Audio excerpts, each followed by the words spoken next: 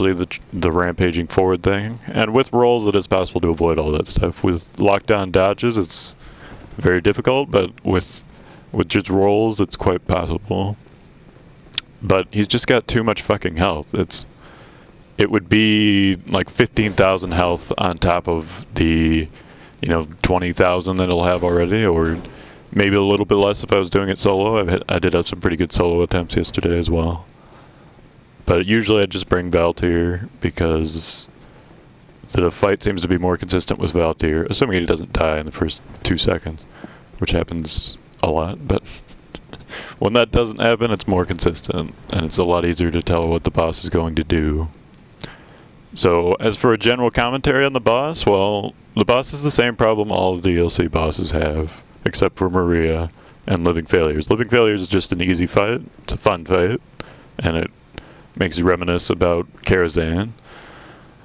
The Maria is an easy fight on early new games and a fairly difficult fight on high new games. But it is a fight that's reasonably balanced, and every boss in the DLC except for Living Failures has somewhere around 40 attacks. Maybe it's 35 attacks, maybe it's 32 attacks. It's probably more than 32.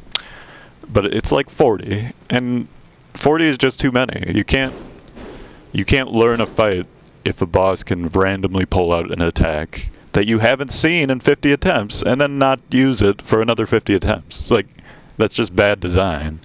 What you do is you give the boss 40 attacks to start with, then you weed out the ones that are shitty, and you put in 22 to 25 attacks, or maybe 30 attacks in the case of like Orphan of Cause. And then that's how you design a boss. You don't just slap on as many fucking attacks as you could possibly imagine, because it's too hard to learn each individual attack, especially if you're going to play a melee purist build against a boss that can one-shot you and two-shot you with almost everything else. So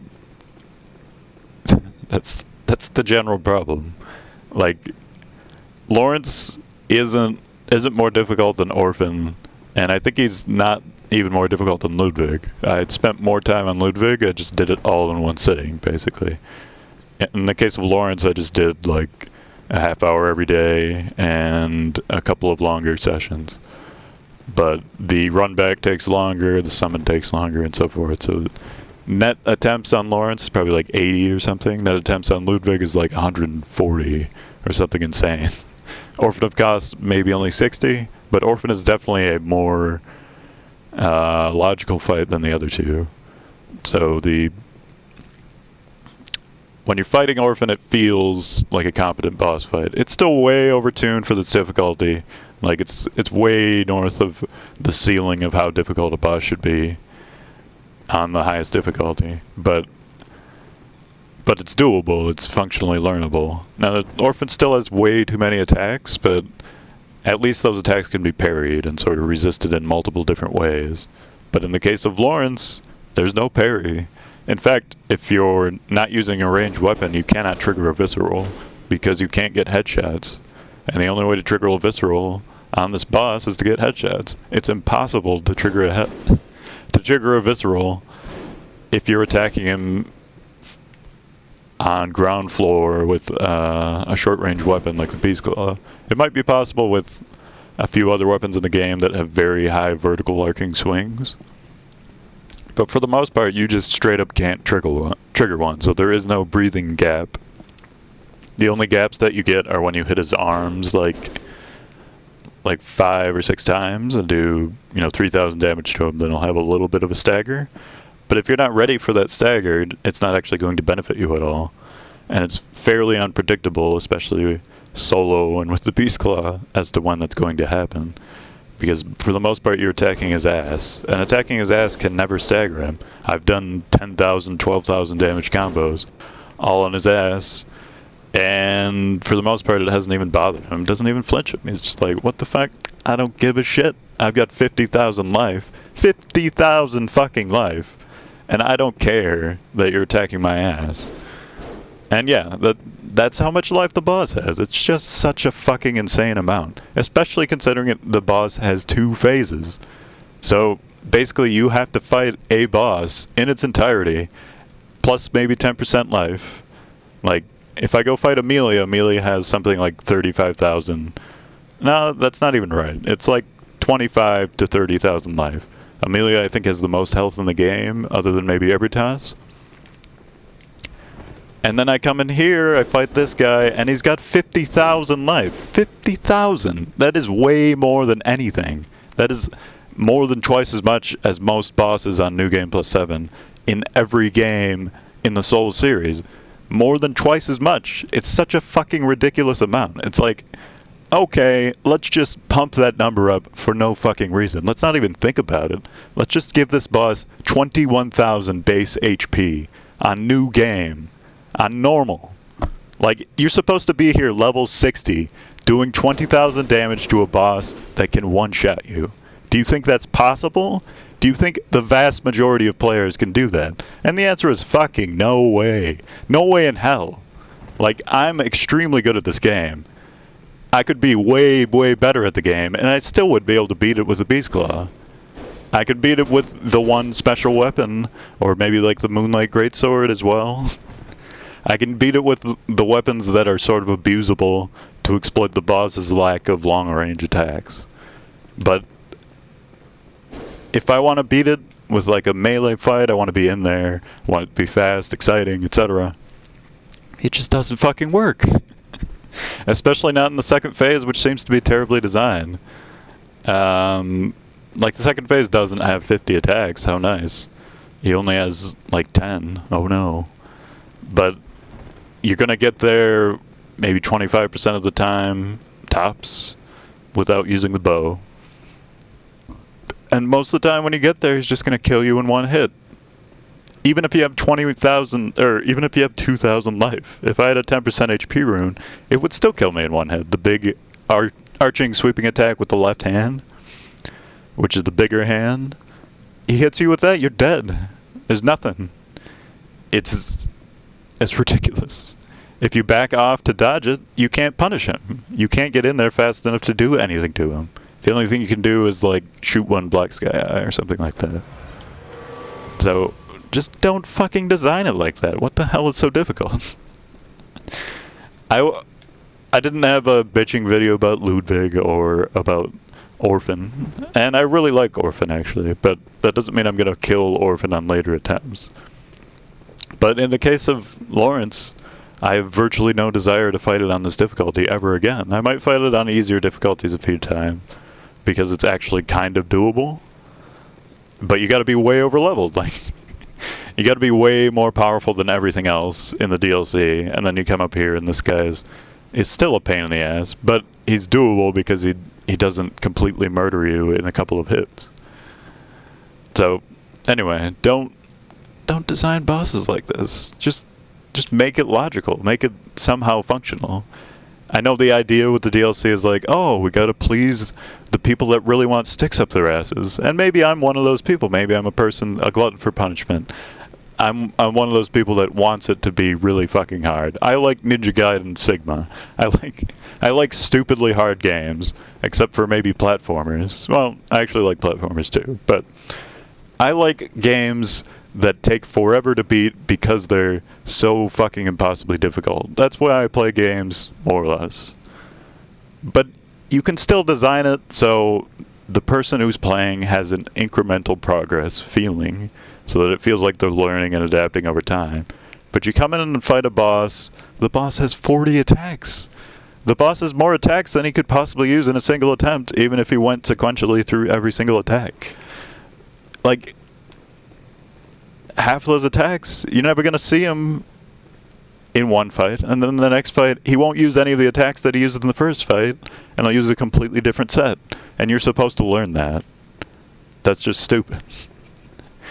I mean, yes, people are copying out, as I did with summoning a bow phantom, or just using the bow in general. And that's how they're beating it for the most part.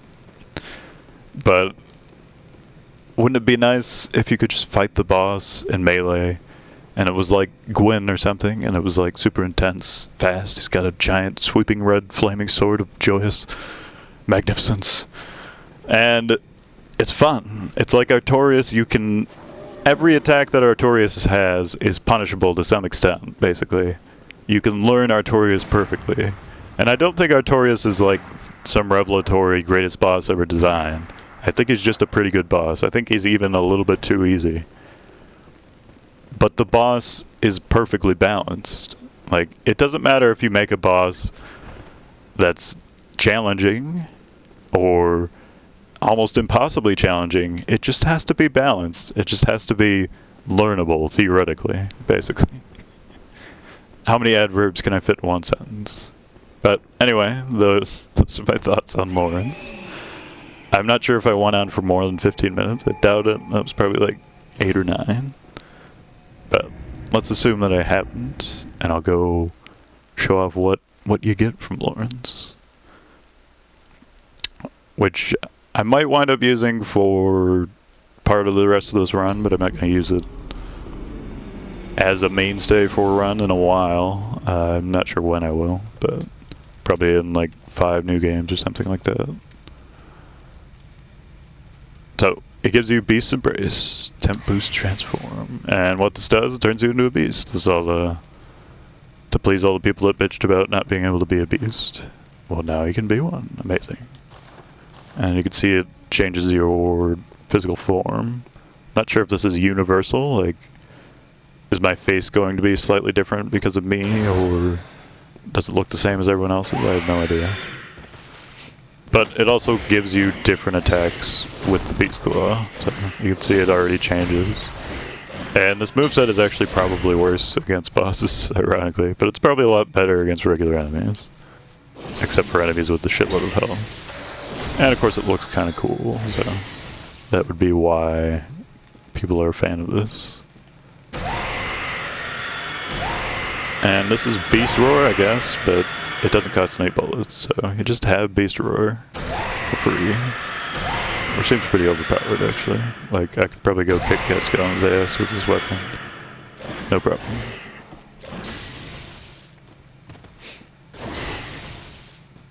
Alright. Oh, it looks like the R1. The one-handed R1s are also better, that's cool. Anyway, that's gonna do it for the discussion side of the video. As far as my plans go, I'm gonna wait for the controller to arrive on Saturday, then I'll stream the rest of the game, and start immediately on the Amygdala Arm run on New Game Plus 9. I'm not gonna fight all the DLC bosses with the Amygdala Arm. I'll probably fight Ludwig with the Beast Claw, just because I know how to fight it.